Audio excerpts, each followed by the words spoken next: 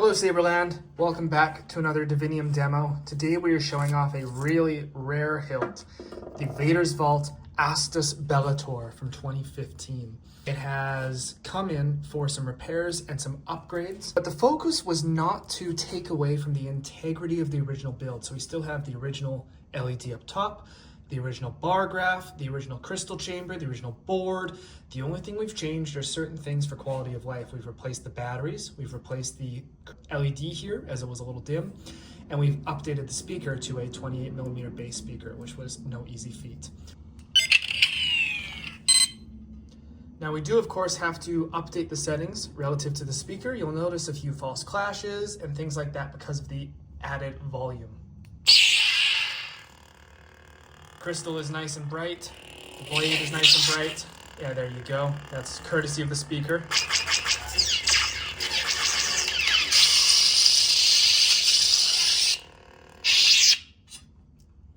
Kill switch on the back. So we've kept all the original features, but we've made a couple modifications. First of all, we cleaned up the emitter here. There were a couple dings that have been cleaned off.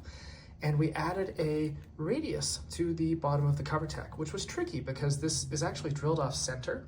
So I had to use my radius fly cutter on my mill and actually fly cut it off center to make it line up nicely. We've also since restored it to its original glory, adjusting the grip threads and removing a bunch of O-rings that had been placed in the build. They were causing the threads to kind of grind, which was less than ideal. So I went through and timed everything so it all lines up straight as per the original.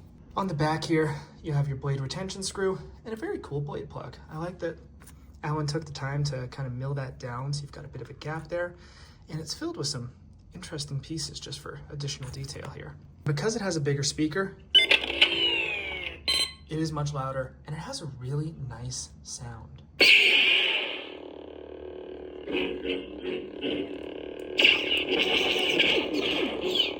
Now, part of the reason I haven't gone and automatically updated the sound settings without talking to the client is because you just noticed there, it's perfect with the grip on when there's less vibrations and less noise leak.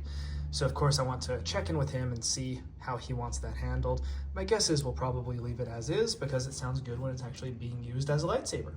I think that about covers everything on this build.